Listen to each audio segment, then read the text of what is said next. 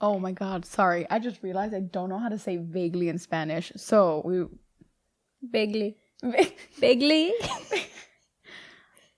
Bienvenidos a otro capítulo de Vaguely Adults, because I wanted to say más o menos adults, which is just like more or less adults. It works. Tienes a tus dos hosts, because I don't know how to say that in Spanish either. Wow, the Hosts. culture. Hosts. I'm Shirley. And I'm Sarana. Wow, we went in the order of our channel name. How crazy. If you cannot tell, we're going to be having an episode just dedicated to Encanto because it's the best Disney movie. Disney classic. Please put some respect on its name. It's the best Disney classic. End of sentence. Yeah, like before I had representation because I had Spy Kids, but really felt seen, especially with the microwavable food. Yeah. Like the minis, and then it just full McDonald's meal. My dad also has a fake mustache that he takes on and off when he goes on missions. Antonio Banderas really knocked that role out of the park. Like, could not have cast a better person to play that. Truly. But I'm talking about this representation like I'm represented. I'm not. No, you are. POC, representation everywhere we go. I'm brown. I'm basically Hispanic. Close enough. I live very close to Venezuela. I'm basically... You're right next to me. We're Hispanics. Like, that's fine. Yeah, but we just want to take some time to actually talk about this film because what a piece of art. You know that we're very big Shrek fans. So when it comes to Disney, Pixar, DreamWorks, we're on board. It's going to be on my tombstone. Here lies Shirley. Big fan of Shrek. Like Shrek, Encanto, and whatever is to come in the next couple of years. Maybe the role that she plays in Encanto too.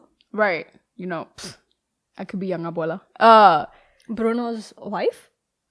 Yo. Let's go. Yeah, we have no plan as always, but I just kind of wanted to hear what you thought about the movie as, you know, a person of Hispanic descent, and please take it away. Can you see how excited I am? So it was such a good movie. I was so scared when... Okay. Let me start from the beginning. Yeah, I'm so excited. We'll get into this. So, I actually did not hear anything about the movie. I didn't see any trailers. I didn't see any promotions for it. Aside from when I went to the movies to see a different movie, there was like a poster, and it's the one of Mirabel, like, and yeah, her promotional poster. Yeah, inserted here. If you're watching the Viola podcast, please don't copyright us. I'm just promoting your film. Disney, please understand, we love this film. And I'm kind of sad my hair is pink now because I no longer look like her, but it's okay. I should have worn my green glasses. Green glasses. Yeah, she's very excited about this episode. And so I only saw the poster, and it didn't really entice me because it's just a girl standing in front of the door like, oh, well, whatever. So it wasn't something that really... But I mean, you were looking to mirror. I mean, these are facts. I was like, whoa, someone drew me as a cartoon. Like, that's wild. Like, they picked me to draw for this. I was honored. Inspiration. How'd they get my picture? Right. And then I was on TikTok, naturally, where I get all the advertisements. It's also where I got the advertisement for Shang-Chi. Oh, I thought you were going to be like, you know, the place where I get all my breaking news. I mean, that too, but that's also Twitter. So the song... Surface Pressure was the very first one that popped up on my TikTok. And I was like, oh, okay, wow, this kind of hurts. Give it to your sister. Your sister's older. See if she can handle all the family burden. What? What is this? I felt seen. I was like, oh no. What is this I'm feeling? Oh, I just sniffled into the mic again. I am so sorry. I keep sniffling. Like, what is this, trauma? What is this?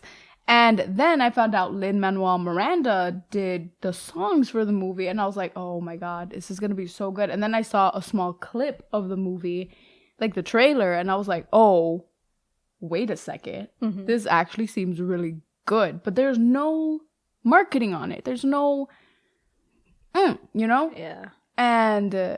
but I was also really scared because it was going to be like full Colombian based. And for those of you who don't know, I'm not Colombian. But I'm right there. We're like neighbors. And in South American, you know. Yeah. We're both in South America. I mean, I'm in North America, but it's okay. And aren't you in Central? No, I'm South. I need you to know I took AP Geography It's okay. in high school. It's okay. So I was super excited, but also super, super nervous because I was so scared that they were going to mess it up. As I think that's sometimes just a things general. happen. Yeah, that's just a general fear. Like, if you know us, you know that we love movies for very different reasons. Yeah. But when it comes to movies that we have hope for in terms of representation, or like we've heard hype about that is being produced specifically to reach certain audiences, we have pretty high expectations for that because having worked in film and seen how things work behind the scenes, blah, blah, blah, casting is a very crucial part to any film. Yeah. Right? Especially having good casting directors for films that are literally targeted to, you know, put out good representation to the world. And having a fear for a movie like this is absolutely warranted. Yeah. Understandable 100%. And the thing is, we don't get representation often, right? Like, I have Spy Kids and Coco, and that's... Which was also incredible. Oh, such a good movie. I cry every time I watch it. But it touches on, like, Mexican culture, which it's not my culture. So, yeah, I can relate to it on some level, but not as deep. Colombian culture is a lot closer to what mine is. So, you know, I'm not expecting them to drop an Ecuadorian ass, like, Incan princess movie. Well, I mean, not opposed to it either. We'll work on it. Right. Disney, but, hear us out one day. It's just, it was so weird to see myself on the screen. And I know people don't realize how much of a big deal representation is, because I was one of those people that I was like, so what? I don't see someone that looks like me on the screen. It's not a big deal. But you don't realize how big of a deal it is, especially during your formative years. Because then you grow up trying to fit into these Eurocentric beauty standards, not feeling like you fit in, feeling like you're an outcast because the experiences that you see on TV with family dynamics and school problems are not the same ones that you have. And so clearly you must be the outcast, when in reality, this is not real. And it's insane because we've grown up in different areas, obviously. Yeah. But for the majority of both of our lives being in New York City, that's arguably one of the most diverse places in the world. Don't know if that's changed over the last couple decades. Probably so. But seeing a certain degree of representation all the time being our norm, but not seeing ourselves even vaguely shown in high Hollywood movies, TV shows, stuff like that, there's a very strong disconnect. Because even you mentioning like skin color and whatnot, I've always been one of the darker ones in my friend groups, even though I'm one of the lighter ones in my family. Yeah. So it's a very weird headspace that you also get into, because when you're going to school and stuff, you're like, well, I mean, this is what I see in movies, so that must be what's attractive. So shouldn't that be what I'm trying to do? And it's like, no, you're your own person. You have your own culture. Like, you come from very rich culture as well. Yeah. Trying to erase that because of the lack of representation in media is kind of insane. But it's also something my sister and I talk about a lot, because I grew up around Hispanics, but Hispanics that were really, really in touch with their culture, where I was not. And so I got to college, and suddenly I was surrounded by a lot of white people who are also in touch with their culture or whatever, right? Yeah.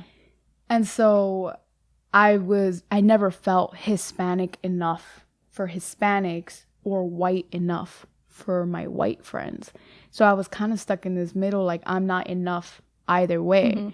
Because as you saw early on in the video, because my Spanish is not something I speak a lot of, yes, I know it and I speak it fluently, and like I can school any of you, but there are words that I forget because it's not things that I use too often. And even at work, I had to learn certain medical words that I didn't know before. And the relief that I see on people's faces when they walk in and they just kind of squint at me and go, Español? Yeah. Español? And then my name is also not Hispanic, right? So my name is Shirley. It's not. I mean, my last name isn't on my name tag, so.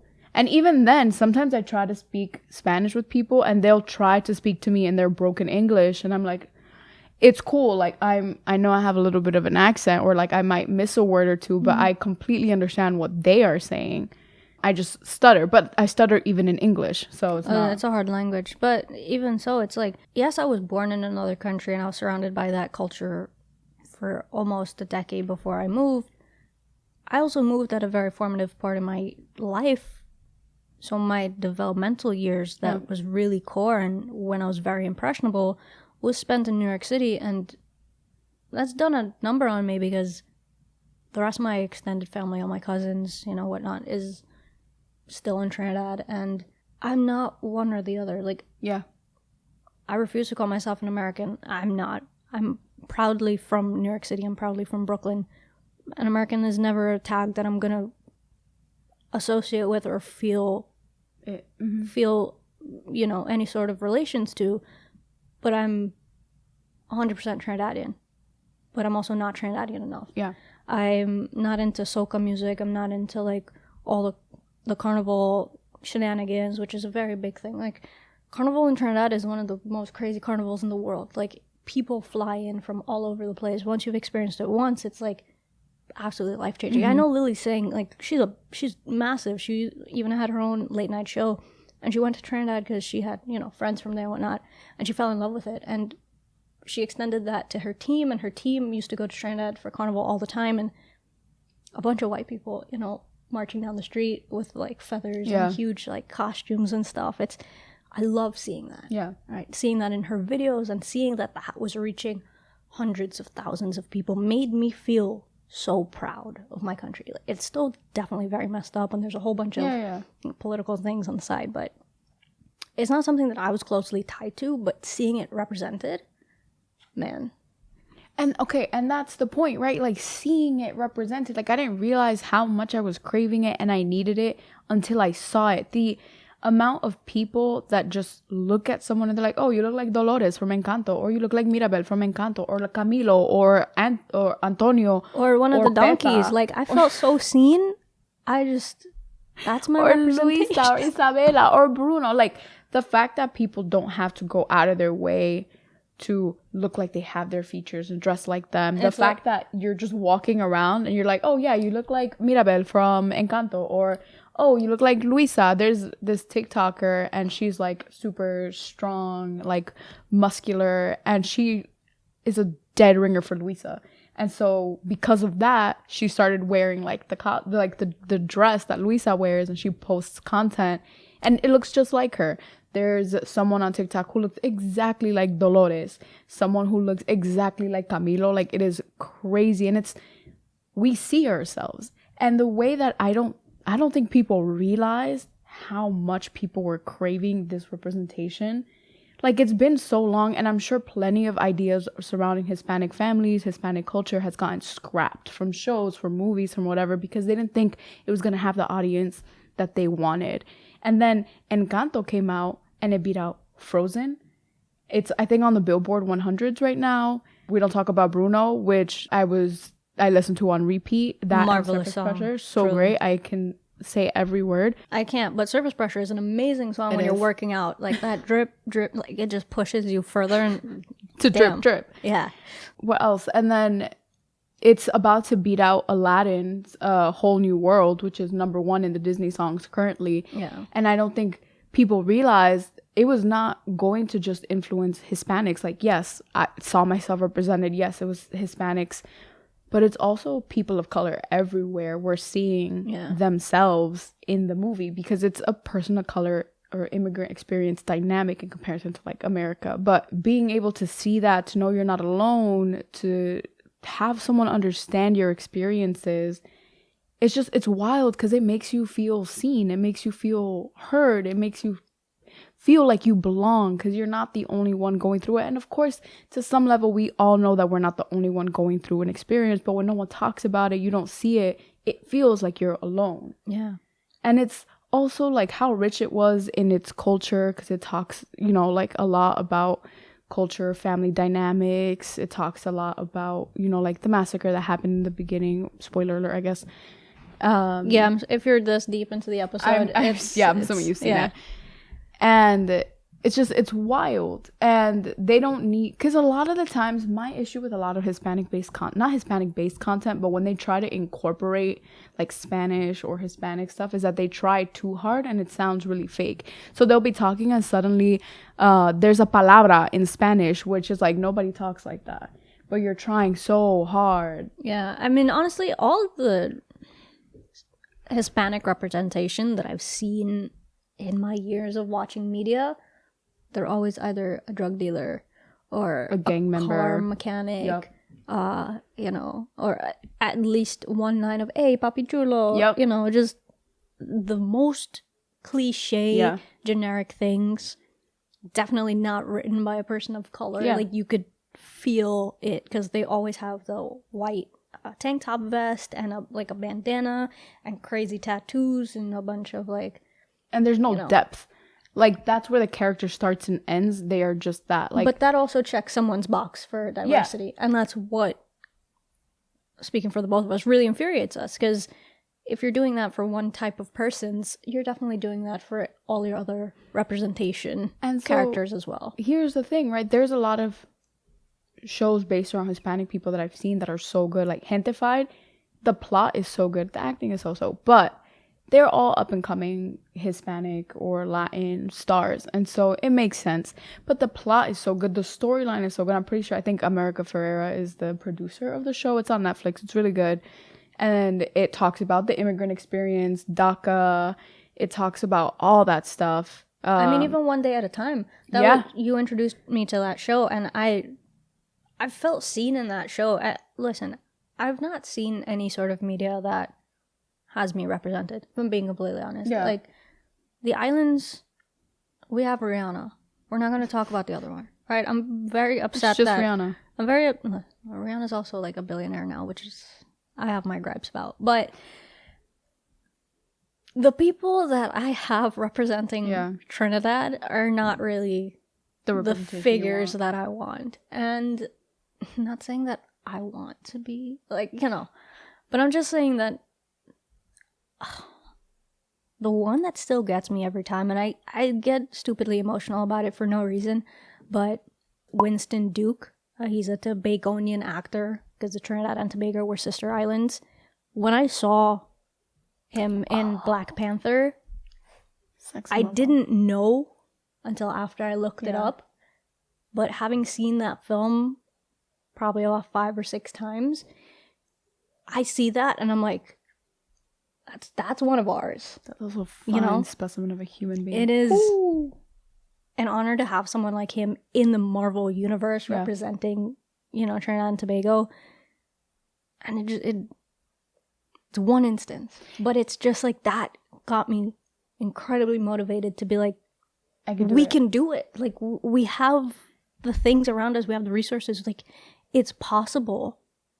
It's difficult, but it's possible. And it wasn't like a stereotypical character. Like, he wasn't just there to celebrate Carnival, right?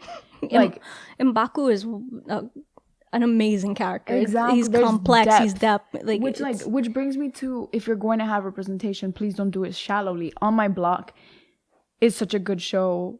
Again, acting is subpar, but the plot is so good until it gets kind of crazy. But it also deals with family dynamics, and instead of it being like a more typical Hispanic household, it takes place in like a gang-filled area. And because yes, gang members that are Hispanic and Latin, they exist. It's not like I'm saying there are no Hispanic drug dealers or cholos or gang members. Like, obviously they exist. There's a reason that those stereotypes exist, because those kind of people exist. But it's not all we are, and it's not the only thing about them. So On My Block deals with a lot of like cholos and gang members and like gang rivalry, but there's so much more to the characters. Like, it really goes to show why they got into it, what their family dynamics are, him trying to protect his brother from going into that same life. The season finale really, really killed me. Oh my god, I cried I've not so seen much. it, but it's gonna go on my list. But circling back, I hate that word. Going back to Encanto though, it was so refreshing. I watched it with a couple of my friends. We're all of, you know, different origins and whatnot. And when I kept mentioning, I was like, damn, this is getting me. Like, I had Yeah. to, we were on like a voice call together, watching it together, and I had to mute many times because I was just straight up sobbing. Like, I felt so in touch with, you know, Yeah. a lot of the songs and the lyrics of the songs and just the family dynamics in general, but also seeing the range of skin tones. It made me so happy to see that. And I know this is a Colombia specific film about a Colombian family experiencing, you know, Colombian stuff. traditional Colombian lifestyles, but, you know, Antonio being a little darker with the curly hair, and Beba being a ginger. Yeah. Who's like super pale, but her husband Felix is really dark skinned and has curly hair. Like, showing that range of peoples Yes. who live in the same place is so important. Like I was saying, I'm one of the lighter people in my family, and my family has a range of different skin tones, has a range of different eye colors. We're all from the same place. and it's also, it's not even the fact that we're being represented. Like, yes, like the animations, you have like a light skinned person, a dark skinned person, different hair colors, different eye colors, different heights, different builds, because you have Isabela and Luisa, who are two very different people, but they're sisters. And the straight hair and the curly hair situation, like, which is a thing. Like, my sister has pin straight hair, and I have not right now, don't look at my hair right now, but I have very curly hair usually. You've seen other videos where my hair is like very coily, and that's my natural hair, by the way. No perm needed, but not that there's anything wrong with that, but you know, naturalness, whatever.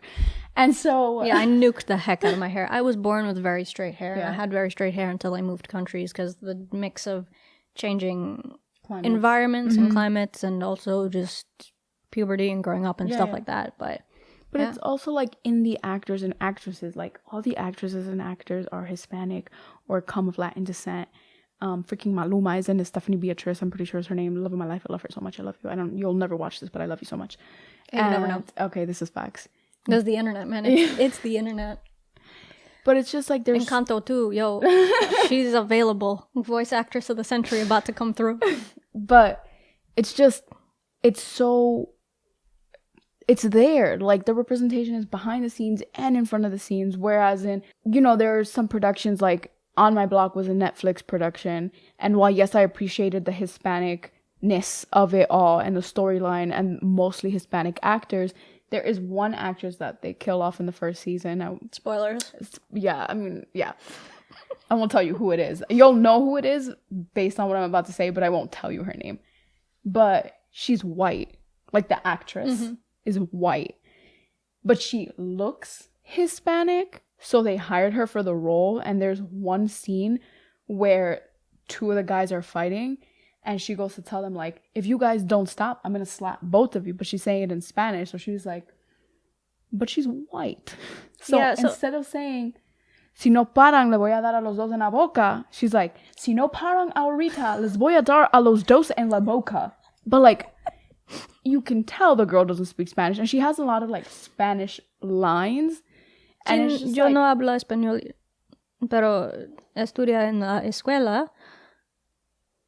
but you can tell she only knew these words because they were part of her script. Yeah. So, like, you basically said that without an accent. Like, estudio español en la escuela. She would have been like, estudio español en la escuela. Like, yeah, I studied Spanish in school for many years, but it's like different when you learn a language in school. That's a whole other thing. I'm pretty sure we have a language episode. Yeah, you can go back and watch that one. But one of the reasons why I actually took that leap into wanting to go into film and, you know, getting involved behind the scenes is because I've had friends, aspiring actors, aspiring voice actors, who struggled a lot because a lot of casting directors are white, and sure, they're casting for certain roles and they need it to check off certain boxes, but having representation throughout the process. I'm talking about behind the camera, in the script writing room, production studio, the lighting people, you know, down to the people making the props, the PAs, everything, the first ADs, literally the camera operators. Having representation throughout makes a massive difference. And you can tell. Especially in shows like in Lucifer, for example. just saying that a lot of the episodes that were entwined with Hispanic characters, very, very cliche. Oh, yeah. And you could feel it. It sometimes feels just a bit icky. Like, I used to watch a lot of NCIS. And those crime shows love Cliches. to make those very, very cliche things. Yeah. Like, in all aspects. Like, the Russian, like, drug lords and, like, the Italians and the mafia and all that stuff. It feels icky. Like, I don't know how else to explain it, but it just... And, like, yeah, sometimes it makes sense with the plot. Like, that's fine if you're talking about a mobster and his also, whole yeah, backstory. Is I that know he's it's all fantasy, but... Yeah. Come on. But, like, again, if you're... Like, on my block, right, it's about gang members, but it's about the Hispanic community. So, yes, it makes sense that the gangbangers are Hispanic, the cholos are Mexican. Like, that makes sense because that's part of the story. My issue, I'm sure your issue too, comes when they feel the need to insert diversity, but there's no depth or flavor to the character. They're literally just this stereotype that gets plotted into the middle of a storyline just to say that they did it. They're diverse. Oh yeah, we had a Mexican, or yeah. And a lot of the times, because I say this all the time, I'll be watching a movie with my mom or my dad, and there are a lot of like famous like Spanish speaking actors and actresses that are on telenovelas or like Spanish dramas, which are telenovelas, or like Spanish shows and that kind of thing, and they'll have like a small cameo in like in English film or an English show, but they'll be playing a completely different like ethnicity. So they'll be playing a Mexican and they're like Colombian, or their accent is super Venezuelan but they're playing Cuban. Yeah, I mean that was also instance in One Day at a Time. They were playing a Cuban family, and wasn't the grandma Puerto Rican? Yeah. Or something. No, I think the daughter is Puerto Rican. I think the grandma is Cuban. Anyway, I get it. You can't really, for every project, understandable, but try. Like, there is no way that there is not a Cuban actress out there, or a Venezuelan actress, or an Ecuadorian actress, or, you know, like all these... Like, when it works, it works. Yeah. Right? And I'm not saying, like, obviously, I could play a Mexican if I wanted to play Mexican, because I feel like I'm enough, you know? If I could memorize enough lines, 100% could pass as vaguely Hispanic, right? I've had many people come up to me and start speaking to me in full Spanish, and I'm just like, lo siento, yo no habla español. Which is like, all right, at least you're keeping Hispanics in the Hispanic community, but the issue comes when, like, now you have white actresses or actors playing Hispanics. They don't speak Spanish, but they look Hispanic enough. So, like, you're like, oh, yep, I can cast them. You're telling me that in all of LA, there wasn't a single Hispanic actress looking for a job that looked Hispanic? Not even. There's websites that have catalogs and catalogs of people. Like, if your job is to cast, yes, look for the talent. Look for the talent that actually aligns with the script, aligns with the character. Make it make sense. Because it's also so nice when characters are... Like, okay, Hamilton, right? I know it's Broadway. It's not really film, but... It still counts. But it's not... You don't feel like, oh, Thomas Jefferson is black. Like, there's no... He's black, so here's the thing. Or this person is Hispanic, so here's the thing. It just is. Mm-hmm. Thomas Jefferson is just a black actor. This dancer, it just happens to be Hispanic, and it doesn't actually add to the plot. It's just, it is what it is. Like, yes, not everyone is going to... I mean, yes, that's not historically accurate, but I mean, Thomas Jefferson is questionable. But any of the past leaders of this country has been majorly questionable. Yeah, but it's that. It's also kind of why I had a gripe with Eternals. I know that you mentioned that you loved the movie, but I think we experienced the movie in two very different ways, because I know a lot of the actors from like a lot of original works that they've done, like the Korean actor Ma Dong-seok, who was, you know, cast as one of the main... It was a big main cast for Eternals, right? That was a very big main cast. He was in Train to Busan and Train to Busan, Daddy. A lot of very iconic pieces of Korean cinema, Korean film, Korean TV.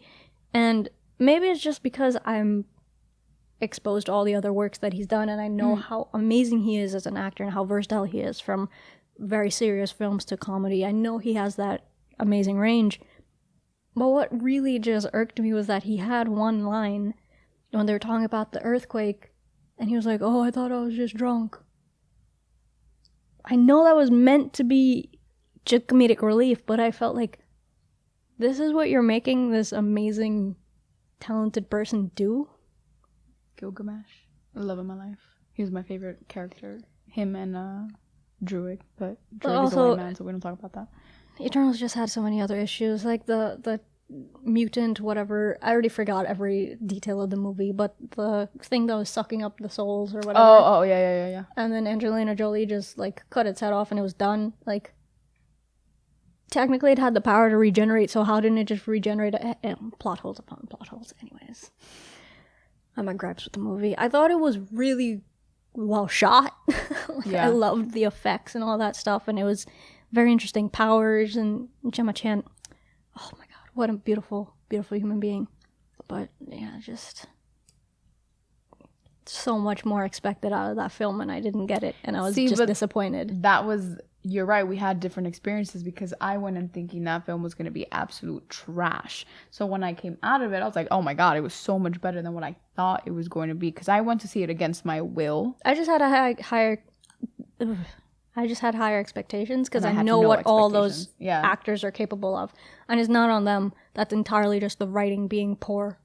And them trying to break out into, like, the American and Marvel, like, universe. Like, that's a case of Marvel trying really hard to do, hey, we are diverse. Yeah, here's the diversity. Like, this is our diversity. That's our boxes checked. But also Harry Styles is in the end credit scene, and that is the only reason I went to go watch the movie. I was literally waiting the entire movie, and the friend that I was watching it with, Fall, he was like, yeah, just keep waiting. Go ahead. I'm like, bro, the credits are rolling. He's like, he is the only, that 2-second scene that he's in is the only reason I went to go watch Eternals, which is why I said I went to go watch it against my will. Yeah, he's beautiful. His nails were done, and I've read up about his character, and it's hilarious. Anyways, Encanto is one of the most amazing Disney classics that has graced our eyes in a very long time, and that's coming from two very big Disney fans, having grown up on early Disney. Just, wow. Incredible. Good job, Disney. Thank you. Thank you for this. I felt so seen, even though it wasn't even remotely about me. But see, that's how well written it was. Yeah, it captured the entire POC. I mean, not the entirety of it, but like a big chunk of like the POC experience. Just, hats off. Hats on, but hats off. That being said, thanks for listening. I know this was a very long one. Hope you've enjoyed. Hope you're staying safe. And hope you're staying hydrated. And we'll catch you guys next time. Adios.